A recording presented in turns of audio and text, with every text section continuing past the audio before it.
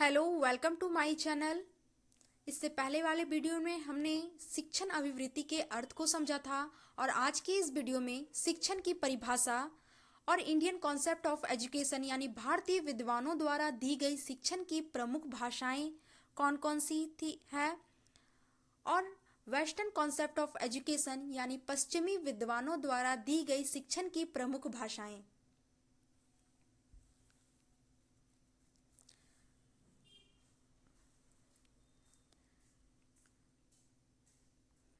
Indian concept की बात करें तो जो शिक्षा है वो ज्ञान अर्जन की क्रिया है। जैसे जैसे मानव के ज्ञान अर्जन में वृद्धि होती गई वैसे वैसे शिक्षा का स्वरूप भी व्यापक होता गया, क्योंकि शिक्षा का रूप अति व्यापक है और यह एक बहुआयामी प्रक्रिया है, इसलिए इसका कोई एक परिभाषा नहीं है। शिक्षण को अनेक प्रकार से परिभाषित किया गया है। शिक्षण शिक्षकों द्वारा छात्र को प्रदान किए गए अनुभव के आधार पर उनमें अपेक्षाकृत अस्थायी परिवर्तन की प्रक्रिया है। शिक्षण एक योजनाबद्ध गतिविधि है।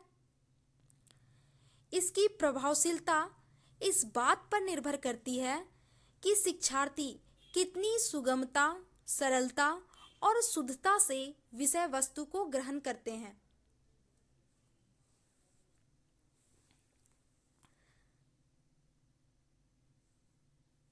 शिक्षण छात्रों द्वारा वांछित ज्ञान और कौशल सिखाने एवं अधिग्रहण करने की प्रक्रिया है,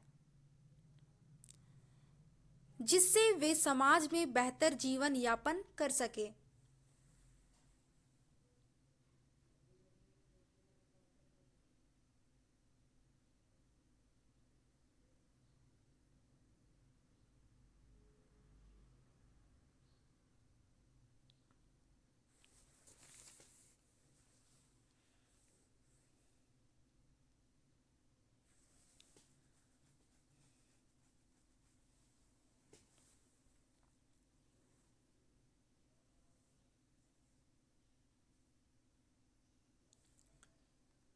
भारतीय भाषा के संदर्भ में शिक्षा का अर्थ शिक्षा शब्द संस्कृत भाषा के शिक्ष धातु से बना है, जिसका अर्थ है सीखना या सिखाना। शिक्षा वह नियंत्रण चलने वाली प्रक्रिया है जिसके माध्यम से एक व्यक्ति स्वयं सीखता है और दूसरे को भी सिखाता है।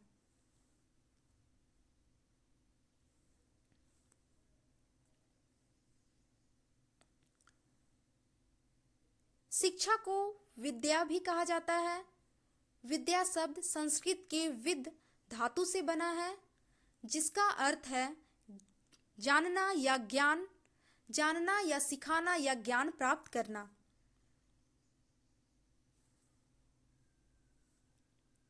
भारत के प्रमुख विद्वानों द्वारा शिक्षा की परिभाषा, जैसे शंकराचार्य के अनुसार शिक्षा एक एकमात्र लक्ष्य विद्यार्थियों को ज्ञान से मुक्त कर उसे ज्ञान के प्रकाश की ओर ले जाना है, जिससे वह विद्या एवं अविद्या, सत्य एवं असत्य में अंतर कर सके तथा स्वयं में निहित अंतः ज्ञान तथा अंतः शक्ति को पहचान सके।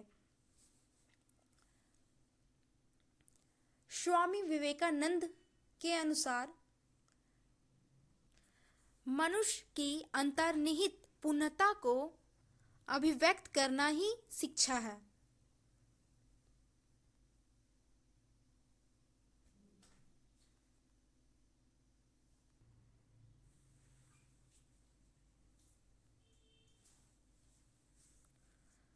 स्वामी दयानंद सरस्वती के अनुसार ब्रह्मा, जीवात्मा और पदार्थ के वास्तविक स्वरूप को जानना विद्या है और ना जानना अज्ञान है। विद्या को स्वामी जी ने मानव कल्याण का साधन माना है, जिससे केवल व्यक्ति का ही नहीं समष्टि का कल्याण हो, यानी संपूर्ण जगत का कल्याण हो।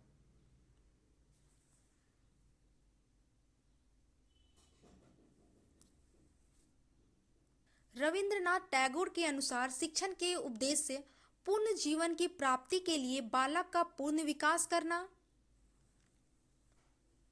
बालक का व्यक्तिक, व्यावसायिक और सामाजिक विकास करना,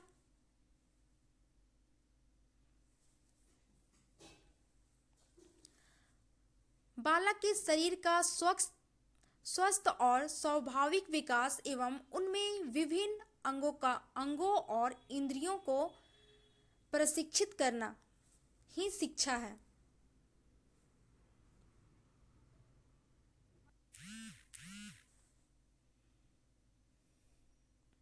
महात्मा गांधी के अनुसार शिक्षा की परिभाषा, शिक्षा से मेरा अभिप्राय बालक और मनुष्य के सर्वांगीण विकास शरीर, मस्तिष्क और आत्मा से है। अन्य विद्वानों ने भी शिक्षा की परिभाषा दी है, जैसे श्री अरविंद घोष, डॉक्टर सर्वपल्ली राधाकृष्णा इत्यादि। अंग्रेजी भाषा के संदर्भ में शिक्षा का अर्थ, शिक्षा को अंग्रेजी भाषा में एजुकेशन कहते हैं। विद्वानों के अनुसार इस शब्द की उत्पत्ति लैटिन भाषा के निम्न शब्दों से हुई है। जैसे शब्द इस प्रकार है, एजुकेशन यानी टू ट्रेनिंग, टू टीचिंग यानी शिक्षित करना या पढ़ाना, एडुकेयर जिसका अर्थ होता है विकासित करना या निकालना या बाहर निकालना, मतलब हमारे जो ज्ञान है उसे बाहर निकालना, ठीक है, आगे बढ़ाना, ठीक है।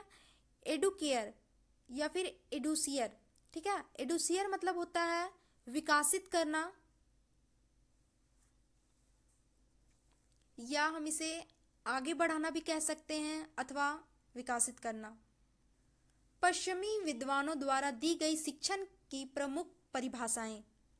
क्लर्क के अनुसार विद्यार्थी के व्यवहार में परिवर्तन लाने के लिए दी जाने वाली क्रिया शिक्षा कहलाती है, यानी शिक्षण कहलाती है। हर्बर्ट के अनुसार अच्छे नैतिक चरित्र का विकास ही शिक्षा है। जॉन लॉक के अनुसार पौधे कृषि द्वारा विकसित होते हैं और मनुष्य शिक्षा से। अरस्तु के अनुसार शिक्षा की परिभाषा, शिक्षा व्यक्ति की शक्ति का और विशेष रूप से मानसिक शक्ति का विकास करती है, जिससे वह परम सत्य, शिव और सुंदर के चिंतन का आनंद उठा सके।